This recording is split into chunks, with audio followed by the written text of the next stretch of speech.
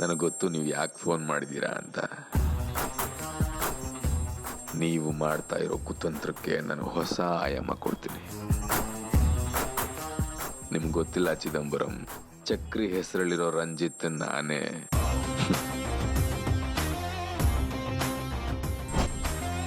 ಅದು ಗೊತ್ತಿಲ್ಲದೆ ಆ ಶಶಾಂಕ್ ಜೊತೆ ಸೇರ್ಕೊಂಡು ನನ್ನ ವಿರುದ್ಧನೇ ಷಡ್ಯಂತ್ರ ಮಾಡ್ತೀರಾ.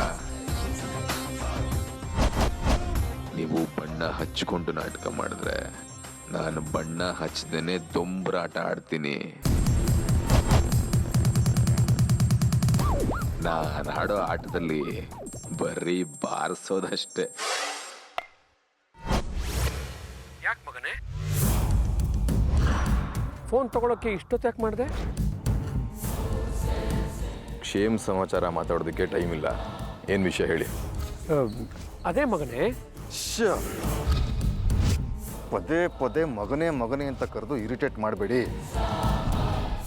ಮೈಯೆಲ್ಲ ಉರಿಯುತ್ತೆ ನನಗೆ. ಮ್ಯಾಟ್ರಿಗೆ ಬನ್ನಿ. ಪಂಚಾಗಿ ಮಾತಾಡೋ ಪಂಟ ನೀನು. ಎಷ್ಟೇ ಆಗಲಿ ನಿನ್ನ ಮೈಯಲ್ಲಿ ಹರಿತಾ ಇರೋದು ನನ್ನ ರಕ್ತ ತಾನೆ. ಹೋಗ್ಲಿ ಬಿಡು, ನೀನು ಹೇಳ್ದ ಹಾಗೆ ಸ್ಟ್ರೇಟ್ ಆಗಿ ವಿಷಯಕ್ಕೆ ಬರ್ತೀನಿ. ನನ್ನ ಫ್ರೆಂಡ್ ಮಗಳನ್ನ ಹೋಗಿ ನೋಡ್ಕೊಂಡು ಬಾ ಅಂತ ಹೇಳಿದ್ದೆ. ನೋಡ್ಕೊಂಡು ಬಂದ್ಯಾ? ಹಾಂ, ಹೋಗಿದ್ದೆ. ಅದೇನೋ ಅವರಪ್ಪ ದುಬೈಗೆ ಹೋಗಿದಾರಂತಲ್ಲ. ಯಾರೋ ಶಕುಂತಲ ಅನ್ನೋರು ಆ ಹುಡುಗಿನ ಕರ್ಕೊಂಡು ಬಂದಿದ್ರು.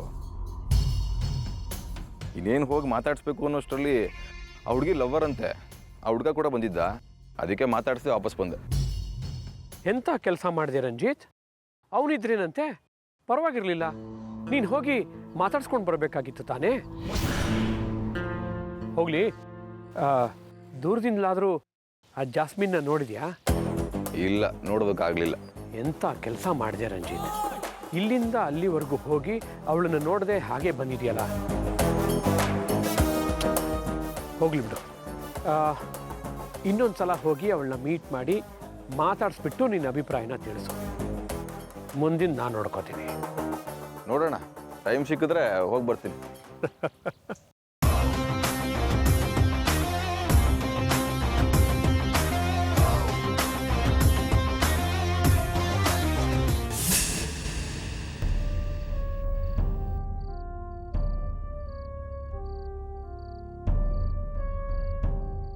ಆದಿ ಮತ್ತು ಆರ್ಯ ಒಬ್ಬರು ಮದುವೆಗೆ ಇನ್ನೊಬ್ಬರು ಭಾಗಿಯಾಗಬಾರ್ದು ಅಂತ ಜಗಳ ಆಡ್ತಾ ಇದ್ದಾರೆ. ಇವರಿಬ್ಬರ ಮಧ್ಯೆ ನಾನು ಇಕ್ಕಡ್ನಲ್ಲಿ ಸಿಕ್ಕಾಕೊಂಡ್ಬಿಟ್ಟಿದ್ದೀನಿಮ್ಮ. ಇವರಿಬ್ಬರನ್ನ ಹೇಗೆ ನಿಭಾಯಿಸ್ಬೇಕು ಅಂತ ನನಗೆ ಅರ್ಥ ಆಗ್ತಾ ಇಲ್ಲ. ಅದ್ರ ಬಗ್ಗೆ ಚಿಂತೆ ಮಾಡಬೇಡ್ವೆ. ಆರ್ಯನ ಸುಧಾರಿಸೋಕ್ಕೆ ಸೂರ್ಯ ಅವರಿದ್ದಾರೆ. ಆ ದಿನ ನೀನು ಸುಧಾರಿಸ್ತೀಯ. ನಾವೆಲ್ಲರೂ ಸೇರಿ ಇಬ್ಬರು ಮನವೊಲಿಸಿ ಮದುವೆ ಮಾಡಿದ್ರಾಯ್ತು. ಆದರೆ ಈಗಿರೋ ಇನ್ನೊಂದು ಸಮಸ್ಯೆನ ಹೇಗೆ ಬಗೆಹರಿಸ್ತೀಯ ಅಂತ.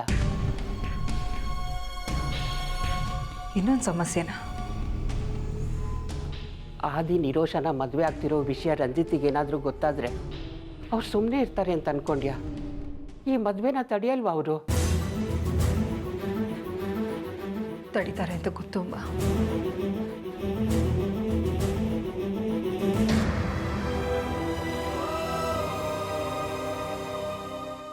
ಸದ್ಯಕ್ಕೆ ಆದಿತ್ಯ ನಿರೋಷನ ಮದುವೆ ಆಗಲೇಬೇಕು. ಅಕಸ್ಮಾತ್ ಆದಿತ್ಯ ನಿರೋಷನ ಮದುವೆ ಆಗಲಿಲ್ಲ ಅಂದರೆ ತೊಂದರೆ ಅನುಭವಿಸೋದು ನಮ್ಮ ಆದಿತ್ಯನೇ ಅಮ್ಮ. ಅದಕ್ಕೆ ಈ ವಿಷಯನ ರಂಜಿತಿಗೆ ಹೇಳ್ತಿದ್ರೇನೆ ಒಳ್ಳೇದು. ಅದೆಲ್ಲ ನೀನು ಅನ್ಕೊಂಡಂಗೆ ಆಗಲ್ವೇ ಆರ್ತಿ? ನೀನು ರಂಜಿತ್ನ ಮದುವೆ ಕರೀದೇ ಹೋದ್ರು ಸೂರ್ಯ ಅಥವಾ ಆರ್ಯ ಅವ್ರನ್ನ ಕರೆದೇ ಕರೀತಾರೆ. ಆಗೇನು ಮಾಡ್ತೀಯ ನೀನು? ಅವ್ರಿಗೆ ಗೊತ್ತಿಲ್ಲದೆ ಈ ಮದುವೆ ಮಾಡಿದರೆ ಅವ್ರಿಗೆ ಗೊತ್ತಾದ ಮೇಲೆ ನಿನ್ನ ಮೇಲಿರೋ ಗೌರವ, ಅಭಿಮಾನ, ಪ್ರೀತಿ ಎಲ್ಲ ಹೊರಟೋಗ್ಬಿಡತ್ತೆ ಕಣೆ. ಅವ್ರೇನಾದರೂ ಮಾಡ್ಕೊಳ್ಳಿ ಅಮ್ಮ. ಆದರೆ ನನಗೆ ರಂಜಿತ್ ವಿಶ್ವಾಸನ ಕಳ್ಕೊಳ್ಳೋದು ಮುಖ್ಯನಾ, ಅಥವಾ ನನ್ನ ಹೊಟ್ಟೆಲಿ ಹುಟ್ಟಿದ ಮಗನ ಉಳಿಸ್ಕೊಳ್ಳೋದು ಮುಖ್ಯನಾ ಅಂತ ಗೊಂದಲ ಆಗ್ತಾ ಇದೆ.